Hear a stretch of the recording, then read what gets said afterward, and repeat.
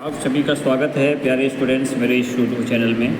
आज हम जो चर्चा करने वाले हैं विश्व के प्रमुख उद्योग। यहाँ से भी प्रश्न आपको 11 जेपीएससी के पीटी में ज्योग्राफी वाले खंड में पूछा जा सकता है। जैसे देश हैं और उसके प्रमुख औद्योगिक केंद्र हैं, उद्योग के केंद्र हैं। जैसे आपको बोल देगा कि विश्व की इस्पात की राजधानी किसे कहा जाता है, तो पिट्सबर्ग जो है सो यूएसए में पड़ता है और ये किस उद्योग के लिए प्रसिद्ध हैं, तो लो इस्पात के लिए। इसी प्रकार से डेट्रॉइट ये भी यूएसए में है और ये मोटर काल के लिए प्रसिद्ध हैं। शिकागो मांस प्रसंस्करण के लिए प्रसिद्ध हैं। लॉस एंजल्स हॉलीवुड फिल्म और एयरक्राफ्ट के लिए प्रसिद्ध हैं। और सिएटल लंबरिंग एल्युमिनियम प्रगलन के लिए प्रसिद्ध हैं।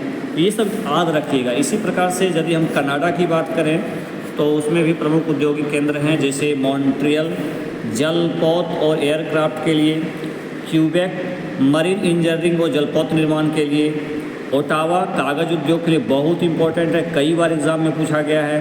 हैमिल्टन लो इस्पात और इंजीनियरिंग के लिए प्रसिद्ध है। टोरंटो इंजीनियरिंग और ऑटोमोबाइल्स के लिए प्रसिद्ध है। अब हम चर्चा करते हैं ब्रिटेन में प्रमुख औद्योगिक केंद्र हैं मैनचेस्टर सूती वस्त्र उद्योग के लिए, लिवरपूल जलपोत निर्माण और तेल शोधन के लिए, ब्रेडफोर्ड यूनी वस्त्र के लिए, लंदन इंजीनियरिंग और परिवहन के लिए, डर्बीशायर ऊनी वस्त्र के लिए। अब हम चर्चा करते हैं फ्रांस से। फ्रांस में जैसे पेरिस प्रमुख औद्योगिक केंद्र है, पेरिस में एयरक्राफ्ट और परिवहन के लिए, लियोन्स रेशमी वस्त्र और खाद्य प्रसंस्करण के लिए, लॉरेन जो क्षेत्र है सार और लॉरेन का क्षेत्र ये लो इस्पात के लिए काफ़ी ज़्यादा प्रसिद्ध है। जर्मनी का हम बात करते हैं तो डॉर्टमंड भारी इंजीनियरिंग और रसायन के लिए, फ्रैंकफर्ट इंजीनियरिंग और परिवहन के लिए। देखिए बहुत इंपॉर्टेंट, यदि आप इसको कंप्लीट कर लेते हैं तो मान के चलिए कि एक प्रश्न तो कन्फर्म आ जाएगा। जैसे रूस की यदि हम बात करते हैं तो उसके प्रमुख औद्योगिक केंद्र हैं मॉस्को और गोर्की। ये लो इस्पात रसायन और धातु कर्मिक उद्योग के लिए प्रसिद्ध हैं। मैग्नेटोगोर्स्क ये है लो इस्पात और तेल शोधन के लिए। लेनिनग्राद जो है सेंट पीटर्सबर्ग वस्त्र रसायन और कागज़ के लिए। तो ये थोड़ा सा देख लीजिएगा। इसी प्रकार से हम बात करते हैं बेल्जियम तो एंटवर्प ये जो हीरा उद्योग के लिए काफ़ी प्रसिद्ध है। इसी प्रकार से हम बात करते हैं डेनमार्क में कोपेनहेगन बहुत ही इंपॉर्टेंट औद्योगिक क्षेत्र है, ये डेयरी उद्योग के लिए प्रसिद्ध है। इटली में हम यदि बात करते हैं तो मिलान औद्योगिक क्षेत्र है, मुख्य औद्योगिक क्षेत्र है, ये रेशमी वस्त्र के लिए प्रसिद्ध है। तुरीन जो है इटली का डेट्रॉइट कहा जाता है, ये जो है सो मोटर कार के लिए प्रसिद्ध है। स्वीडन की यदि हम बात करते हैं तो औद्योगिक केंद्र है स्टॉकहोम, मुख्य औद्योगिक क्षेत्र है, जलपोत निर्माण के लिए काफ़ी ज़्यादा प्रसिद्ध है। ब्राज़ील की यदि हम बात करते हैं तो साओ पाउलो बहुत फेमस है कॉफ़ी उद्योग के लिए। नेक्स्ट है ब्राज़ील में रियो डी जेनेरियो, ये वस्त्र उद्योग और कॉफ़ी उद्योग के लिए काफ़ी ज़्यादा फेमस है। अब यदि हम बात करते हैं अर्जेंटीना तो ब्यूनस आयर्स ये मांस और डेयरी के लिए प्रसिद्ध है। ला प्लाटा एयरक्राफ्ट रसायन और लो इस्पात के लिए प्रसिद्ध है।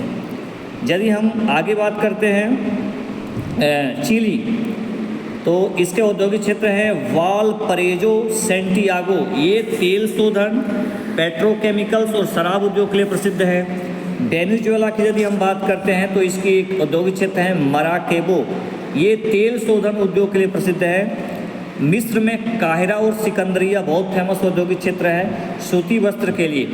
यदि हम जापान की बात करते हैं तो नागोया जापान का डेट्रॉइट कहा जाता है, एयरक्राफ्ट कार मशीनरी के लिए प्रसिद्ध हैं। ओसाका जापान का मैनचेस्टर है, जलपोत और लो इस्पात वस्त्र के लिए काफ़ी ज़्यादा प्रसिद्ध है। इसी प्रकार से कोबे और क्योटो ये जलपोत लो इस्पात और वस्त्र के लिए प्रसिद्ध है।